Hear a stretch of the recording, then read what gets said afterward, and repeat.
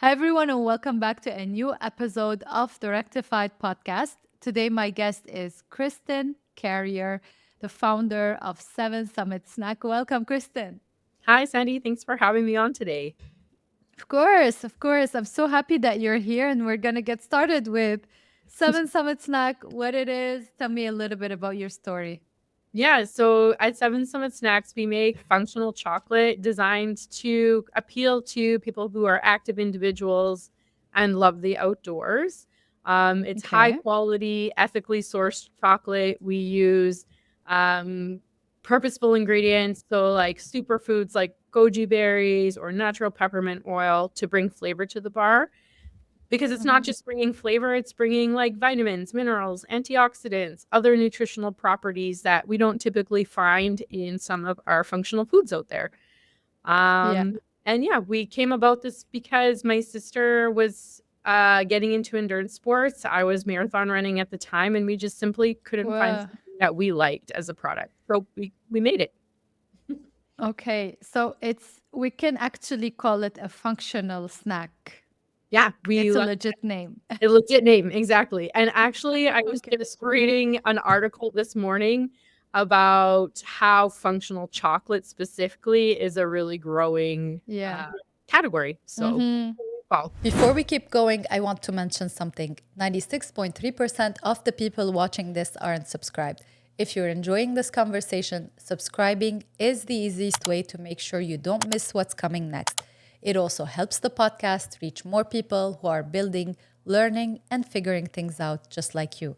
So if this episode is resonating, hit subscribe. It only takes a second and it makes a bigger difference than you think. Athletes are usually used to having protein bars or protein shakes and things like that, but not like a chocolate kind of bar.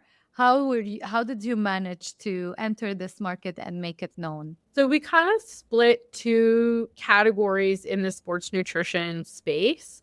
And the Mm-hmm. idea was really composed from comparing it to a carbohydrate gel. So people who do Mm. like 10K plus of sports, maybe Yeah. like in the 2, 3, 4 hour realm of being active, it's well known that we would use a carbohydrate gel as an Mm-hmm. in sport Yeah. fuel. And these gels are rather unpalatable. They're quick bursts of carbohydrates. They do the job, they give you an energy spike, but there's some downsides to them. And the downsides are that Mm-hmm. they don't taste very good and they give you like an energy crash. And Yeah. even worse, when you have a lot of these, especially if you're doing something for like 3, 4, 5 hours at a time, they can give you a Yeah. stomach upset as well. And so when we created our product, our chocolate endurance bars, we were like, hey, we want something that's easy on your tummy, that's actually delicious, and Mm-hmm. it's still going to do the things it needs to do, like deliver the energy that you need. And so that's really how the whole like formulation came together. The protein aspect of it, we're not quite there with our product. We're not adding protein, but that's been a barrier to kind of like some of our adoption, I'd say. But we have plans in the works for a protein infused product. Mm-hmm. And the Yeah. other thing that we really So knew is that people wanted something that was chocolate flavored. So they would buy a chocolate gel or they're buying a protein bar that has like chocolate in air quotes around it, but it's yeah. not real chocolate. It's not high quality No. chocolate. It's there just kind of like to make the taste a little more palatable. Mm-hmm. It's obvious that you are an insider, and that's why you created the product for for a specific group of people. Yeah. Like I wouldn't know about the gel and all of that. Mhm. Only by researching Seven Summits that I figured that out. I had no idea. Um, how did you go from the world of athletes and sports and all of that into the business world, like into the CPG category? With like, it's a completely different planet. So tell me a little bit about that transition. Yeah, so my background is working for Mondelez International, which is one of the biggest CPG companies in the world. I was working in their Okay. global research and development team for 8 years, and then I moved to Godiva for 2 years. So I already knew the beast that is CPG and also the global chocolate industry. So I kind of took that insight and deep knowledge into creating this product. and Mm-hmm. really it start and target our bars to athletes, really to like endurance athletes. But we're also like, people love a local business story. We started during the pandemic, and so people were really looking to shop locally. And other people who are not athletes found our brand because they're looking for like Alberta chocolate or Canada chocolate. Yeah. And then our brand comes up and they want to try it. And because it looks and feels like a chocolate bar, it has appeal to two types of consumers. And Yeah. that's how we're really trying to get into that like bigger, wider CPG world. So you worked with Godiva. You worked with companies. Yes, you were in the chocolate industry, but it's one thing to work somewhere. Something else to have your own brand. Yeah. Tell me a little bit about that transition, like going from employee to having your own thing happening. Yeah, it's exciting. I am a lifelong learner, so it's not Yeah, that I've learned everything that there is to learn about chocolate. There's still so much more, but there's so much to learn about business. And I of really course. enjoyed this like business learning experience over the last 5, 6 years of our company. Hmm. Really just immersing myself in like in networking groups, in like local webinars and like ways of learning without having to go and get an MBA. And just like trying it out, right? Like I know the Yeah. product very easily, and that for me, that comes natural to create a really great tasting product. But Hmm. how to manage my finances, what does strategy Yeah. look like, how to pay your employees. Those are all like new things Yeah. that I picked up and that really motivate me. And I think that's why I love doing what I'm doing now, because it's consistently evolving and always learning, and it's cool. I'm doing something new this year. Every month, I'll be hosting a live 90-minute online workshop designed specifically for product based businesses. Each workshop will focus on one topic that actually moves the needle for product founders. Things like growth, positioning, pricing, and scaling without burning out. If you want to be invited to these sessions, join the waitlist. I'll email you each month with the upcoming topic and all the details. You can sign up through the link in the episode description. When you got started, did you finance this yourself or did you go to a bank? We've done all the financing. So we Okay. started actually like, yeah, started bootstrapped with our own money. We did a crowdfunding campaign within our first couple months to pre-sell our Mm-hmm. products to make sure that there was actually traction there, which we were successful in doing. We got some loans. We've won lots of grant money, Oh, you competition, did everything. done literally everything. And now we're just about to do a pre-seed seed raise for fundraising. So really we're like in this whole Okay. evolution of financing. We've done a friend Mm-hmm. family round. So Yeah. again, like all the really typical things that people would do to kind of like make your business grow. We've done them Mm-hmm. all. Yeah. When you do this, do you get more stressed because you're borrowing money from people rather than, it's stressful to use your own money, but also maybe it's somebody else's money that you're going to use. So how do you navigate that? Yeah, I think as like each year that we're in business, the stress Yeah. is different. And it's like the roller coaster of the stress is like the peaks are higher and the lows are Mm-hmm. way lower. And I think it's because Yeah. we're dealing with bigger issues, more evolved issues now. And certainly that's part of it. And for a while I was hesitant to start our like formal fundraising journey because of that reason. And it's a little bit of Mm-hmm. self-doubt that maybe I didn't want to disappoint people in our product, but I really truly believe in our brand and its potential. And so we need the help. We need the help from other people right Yeah. now. Yeah. And with that help, I know we can get to do really great things. And so that's why it's like I'm trying to own that now and own that Yeah. confidence. So, and I think that's coming through in how I speak about our brand to people. Perfect. Did you have any challenges either when starting out or now? I always talk to CPG founders and they always had money loss, batches of inventory that are gone into, the Yeah. trash Yeah. and all of that. Did you Yeah. have anything or was it smooth sailing? No, no, no. Yeah, we've definitely like And I think in our second year of operations, we had a pallet. We're shipping chocolate, right? So Yeah. we had a chocolate pallet that got lost over the weekend and melted. So we had to ship it back to the Oh, manufacturer, and at least they were kind enough to like redo it for us, because that's the brilliance of chocolate, is you yeah. could just melt it again and start again, which was great. So we were able to do Yeah. that. We've had lost pallets before, and then the most Oh my notable God. problem we had was last year. We didn't have a manufacturer for 6 months, and so we went 6 months or 5 months really with no revenue, Wow. because Wow. previous Okay. manufacturer like quit basically, and it took us 4 months to find someone new, and then a couple months to get onboarded and get that production out. So But that was a did huge. did that did that cause you to lose your existing clients? Because, when you don't find the product for 6 months, like I moved to something else, even if I'm loyal to your brand. So did you lose clients because of Yeah, it? we probably lost 25% of our clients because of that. Wow. And then on top of it, once we did have product again, the price of chocolate absolutely skyrocketed last year. Mm, We had to put our prices up. We hadn't put our prices up in 5 years. So here I yeah. am trying to re-engage people to say, hey, I promise this isn't going to happen again. And by the way, we need to increase the price by 25%. Yeah, that's So not we just ideal. naturally got dropped by a bunch of people, and it's been Yeah. hard work in the last year for us to try and like build that back, but we have successfully, Hmm. which has been really great. And Yeah. we've been able to maintain some really key accounts for us as well. Yeah.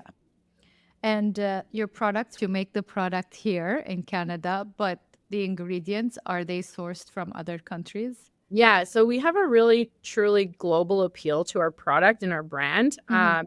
We're inspired by the mountaineering challenge, the Seven Summits, which is the tallest mountain on each continent. So I take flavor inspiration from each continent and bring it into the bar. So, for instance, our Everest Mm, bar, highest mountain in the world, but also in Asia, we're using goji yeah. berries. So, again, from that like China Yeah. area, and Himalayan salt to bring flavor to the bar. Chocolate Yeah. itself only grows in equatorial regions, so we're sourcing chocolate internationally, but we're always making sure that when we do source our ingredients, they are ethically sourced. But the benefit Hmm. as well is we're also sourcing some local stuff. So where we can, we use Canadian blueberries, Canadian honey, Yeah. yeah, and other sorts of Yeah. ingredients that if they're from Canada, we're going to definitely Hmm. prioritize purchasing those. Hmm. That's cool. Did you have any issues with the US? Do you source anything from the US? We don't right now, which has been Okay. beneficial, but we're trying to Yeah. do a market entry into the US. And because of the changes Okay. in border controls, we've Yeah. definitely had issues selling some of our stuff across the border. And that really has to Hmm. do with how the like CUSMA certificates have changed, how Yeah. reinforced the border control is. So we're losing probably about 25 to 30% of our 25 to 30% of our shipments across the border are heavily, Well, heavily delayed or else sent back. And it yeah. really just seems to be depending on which agent looks at the documents, because all the Yeah. documents are legit, everything's going ahead with it, but we're still Uh, having issues. in the US, do you sell to retail or do you sell direct to consumer? A little bit of both. So our online business, we do ship Okay. directly to consumer, and we do have probably Yeah. about 25 accounts that are stores that stock our products. Mm, mm. I hope this is gonna end soon because every single time I talk to a Canadian brand owner, they always have issues, especially in fashion or skincare, like Mm, that kind of those industries. So it's always a little bit of an issue. I hope it's gonna be solved soon. I don't know when, but I yeah. really do hope it's gonna be solved. Um, Kristen, you sell in Canada, again, direct to consumer or through different stores. Um, what are you doing to target the different groups? So you have the athletes who Mhm. already know the type of product and they're familiar with it, but there are Yeah. people like me who Mhm. work out a little bit, but we're not like professional athletes. Mhm. How do you target people like me and the really professionals and combine them both with one product? It's a really probably untapped potential that we have that we haven't put Yeah. too much focus on. because we're a small team and we're also like not, we're semi-experienced in marketing, I'm going to say. Yeah. The advice that we've been given is kind of build a model like Nike or Gatorade, where they do design to their target a athlete, and then the rest will Yeah. follow aspirationally. Yeah. What we've done, we rely on our packaging, the imagery on our packaging, to appeal to people who are fitness inclined or like outdoors inclined. And we Mm-hmm. definitely notice that, like at a grocery store, for instance, Yeah. those kind of people will pick us up, and we do, or like at a farmer's market or a women owned market, something like that. Mm-hmm. There's appeal on the packaging, and then they flip over the bar, they see the clean ingredient line, and then they're like, ah, okay, this really appeals to me. So we just rely on that kind of stuff. We haven't heavily marketed to those kinds of groups yet, Yeah. because of like lack of resources. But we're Mm-hmm. creating a new product right now that's gonna Yeah. target that space a little bit more. Not the super. Okay. It's targeting the everyday healthy snacker. And so Yeah. we're really excited to like really truly Ooh. unlock that potential. What is it? Can we Yeah, know, or is it the yeah, secret? I'm happy to share because like these kinds of products already exist on the market. Like there's it's going to be exciting, it's going to be delicious. We're going to make like a protein infused crunchy snack bite. We're working on what that looks like, how that tastes, what size it should be. We love to Mm. do consumer research. Yeah. There's going to be functionality, as well as like everything we make has to be like super delicious. So I'm happy to share that because we want people to like Yes. follow the journey, and also to like take part in taste tests. Like we're definitely going to be Yeah. taste testing this. So, Let me so know. Let me know when they're out.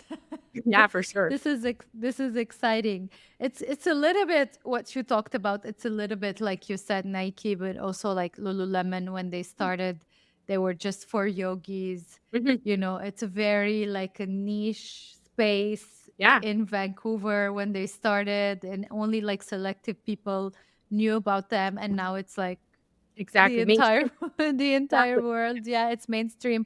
It's but they started they targeted a very specific group of people, and then they expanded, and then obviously the moms will follow and the grandmas will follow. Yeah, Nowadays grandmas are not really grandmas, so exactly as right. you know. Yeah, exactly. So today you are in many retail locations. Where can we find you in Canada? Yeah, across Canada, MEC, so Mountain Equipment Company, does Yeah. stock coast to coast. You can also order online, so through our website, but we also just got listed on Amazon at the beginning of February. So for Ooh. those people who are like, don't want to pay for shipping, then go on Amazon and Yeah. buy our products that way. That's a Yeah. new development for us. And Amazon then, Canada. yeah, Amazon Canada. And then, Okay. yeah, like a lot of really like little niche, little maybe like running or cycling stores, more of the like Healthy Planet or Community Natural Foods, like those types of more Mm-hmm. natural, health focused grocery stores are other places that you can find our products. But we Yeah. have a great store locator on our website that people can check out. Okay. Tell me a little bit about your Amazon experience. Obviously, it's new. You Mhm. said you started in February, but tell me how it's going, because I'm no Amazon expert. From what I hear, it's quite tricky to navigate. Yeah. It's a world by itself. So tell Mhm. me a little bit more about it. I wish I could tell you more, but because it has Yeah. been so tricky, we've Mm-hmm. delayed working with the platform until a Okay. distributor that we work with, who proclaims themselves to be an Amazon expert, was like, hey, can we do this for you? And I was like, yes, Yeah. yes, do it. So this distributor that we work with here in Edmonton, they've been retailing on Amazon for 10 years. They set everything up for us. They manage the Perfect. account. They're managing the ads and everything like that, because it's something they already have within their wheelhouse, and they have Yeah. resources available to dedicate to that. So we're so Mm-hmm. thankful for that, because again, as a small Yeah. team, like that can Yeah. take one It's account just right, right, and all your money exactly. That's right out the thing. That's why I asked you. I'm like, Amazon is a world by itself. We're Yeah, going to have an Amazon expert soon on the podcast, also, who's going to tell yeah, us a little bit more about it. But yeah. I know that it's a world by itself. But It's one good that thing, you yeah, yeah, go delegating. ahead. But I was gonna say, like, one thing that we have noticed because is that so they like literally just launched a couple of weeks ago. They're placing orders, and this is the thing. Amazon places the order based on what they think the demand will be based on the type of product that you're selling. And so we Okay. really only keep inventory like made to order. And so they cleaned us out of one of our Wow. like basically one of our formats right in the Yeah. beginning. We're like Yeah. scrambling to keep up with that demand right now as they stock the warehouse. And so that's been Okay. challenging because where normally you kind of get more of a you get normally like a 3 to 4 week lead time on an order. They wanted like they placed an order on Wednesday and you're supposed to fulfill it by Friday. And if you can't Oh, fulfill it, then it kind of like docks marks from your brand. And so that's been super stressful for us to try and like yeah. rejig our inventory to make sure that we can fulfill this and make sure that the launch has been successful. So Mhm. that's a little bit Mhm. more stressful until the buying pattern is apparently like realized. So Mhm. So, to just for everyone who's listening, it's not just opening a store on Amazon. You need to be able to fulfill those orders and be able to have the inventory ready for yes. shipment. So, it's not all, sunshine and rainbows Yeah. because you're on Amazon. There's always like issues with inventory, and it's not just opening a store, putting ads, doing this, doing that. So, I hope it's going to work out for Yeah, you. we hope so too. Thank you. Mhm. Speaking of delegating, do you have like a team that you can delegate different tasks? Like you said, for Amazon, you have somebody and they're taking care of it. Do you do that for social media, for anything marketing related, for finances, whatever, accounting, etc.? Or it's like one woman show, let's say, or No. two women Yeah. show. It's definitely we recognize where some of our weaknesses are. So like from Mhm. I'm gonna say day 300 because we had an original co-founder who did look after our finances for us, but when she left, Yeah, the first thing I did was hire a bookkeeper. And yeah, then because I was like, I don't have time for this. Like I know I need to know yeah, this. Happy looking at the report monthly, but I don't have time to go and unreconcile this on a weekly basis. So yeah. so yeah, we have support with financing, marketing as well. We've leveraged a lot of student work placements and grants for a long time in help Mm, mm, with like content creation strategy and market support and things like that. So we have a great member in our team right now who does look after that for me. It's one of those things where I enjoy doing it, but when it can free up my time, if I can have someone else do it, and so it can free up my yeah, time to find money or like make of strategic course. decisions, then it's been a godsend to have that.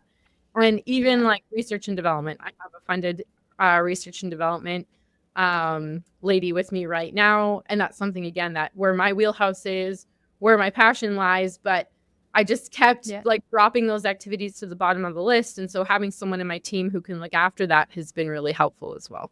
Mhm. We had a guest previously on the podcast where I'm gonna link to the episode if they want to watch it.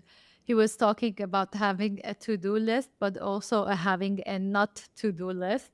And he puts everything he doesn't want to do on Yeah. that list, and slowly and gradually he was able to delegate all those tasks that he doesn't want to do in his business, which was super interesting because at the beginning of the year I did the same thing. Like I know which tasks I want to be able to delegate by the end of the year. So it was quite interesting to have that, and it resonated a lot with the audience. Everybody sent me Yeah. comments about the not to do list. So Yeah.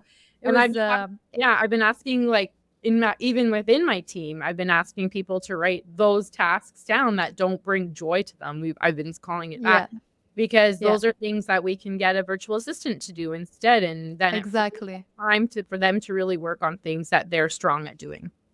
Yeah, 100%. And you'll be able to actually make more financially, let's say. It's not going to be an expense because you're going to have a return on that time that Yes. you manage to get. Because the one question, what's been one of the toughest lesson you've learned that you didn't expect going into this business? Mm. I think it's really, really recognizing how powerful connection and network is. Mm, Especially as someone like I'm more introverted. And so in theory, you're like, yes, this is important, but really recognizing when doors have opened for us, it's been because I've put myself out there to make a Yeah. connection with someone and be in the room. And so having like being able to self promote and like promote your business and talk about it in your own way, of course, in an authentic Yeah. way, is really powerful. And mm-hmm. really, just those connections are so important. And so, I would really like deprioritize usually, like don't want to do but should do networking Yeah. event. And every time I go, I try and make sure that I make a couple of really strong connections that could help me down the line. And you just never know how they're going to help you down the line. And also, just I think really heartwarming is like people are rooting for you. And so, Yeah. like I've developed an email list where I keep people in the loop, and I get really heartwarming comments back from that because people are there for you. And so as an entrepreneur, Mm-hmm. when you're like really in the weeds on things, sometimes you feel a little bit isolated or stress really gets to you. But when you have someone come back to you and be like, no, like you got this, like we see the progress, we see what you're doing, like we're here for Yeah. you. I think that's really important and something that I just underestimated that was going to happen. Yeah. It is surprising. I noticed that too. I don't know if it's a Canadian thing or if it's the same way everywhere in the world. I come from the Middle East. It wasn't like this. Like I never asked help from anyone because um it I don't know. Whether maybe it's my experience, but what happened with me was not very nice things. People were not helpful when I was in the Middle East. But here in Canada, the network actually helps. Like it's rare. I've had a couple of people who I felt were not really wishing, the best for you and trying to be helpful. But in general, I learned to actually go and ask questions to Yeah. people. I learned that your network might be able to help or refer you to someone or recommend you or whatever it is. So I agree completely with this thing because it's something that I didn't have and I'm still working on it to be Yeah. able to have those connections in that network. And also you don't feel lonely. You feel like there's a community around you that supports you. So that's also Yeah, for sure. um yeah. One last question before we wrap up. How do you keep the momentum when you feel like it's slow or it's unpredictable or something weird is happening in your business? I think just recognizing that there's momentum, is part of it, and Mm, I feel like I have to try I feel like every week I need to try a new avenue in selling chocolate bars, for instance, like, at the end of okay. the day, because it takes a long time to get the sale. It's not an Yeah. instant thing, and again, like, the process of getting listed, with bigger organizations especially are take a lot of time, and so Mm-hmm. I do feel like on a weekly basis, I have to continue to put the energy there, which then allows me to have several things to look forward to in the pipeline. And so, so that when those dips happen and you feel like, Yeah. okay, it's maybe slower or like maybe I can relax now. Yes, I should relax at times, but I also feel Yeah. like if I don't continue to push, I don't really have people calling me right now and being like, oh, I really want to Mm-hmm. list you at this Yeah. Yeah. store, Yeah. having to Yeah. make introductions all the time. So we're at a point where I have to like make a conscious effort on a weekly basis to sell more chocolate. And Mm-hmm. and I believe that that does snowball and compound. Mm-hmm. Which will allow me to breathe at some point in time. But for now, I recognize like this is an endurance thing. We're endurance athletes. It's familiar Yeah. for us to kind of feel like this. Yeah. So that's just the space we're living in. Well, entrepreneurship in general is, is an endurance game. Yeah. Whether you're selling chocolate or services, just like me, it's always that. So, yeah. Thank you so much, Kristen, Yeah. for this lovely interview. And to all the listeners, I'll be back next week with a new episode.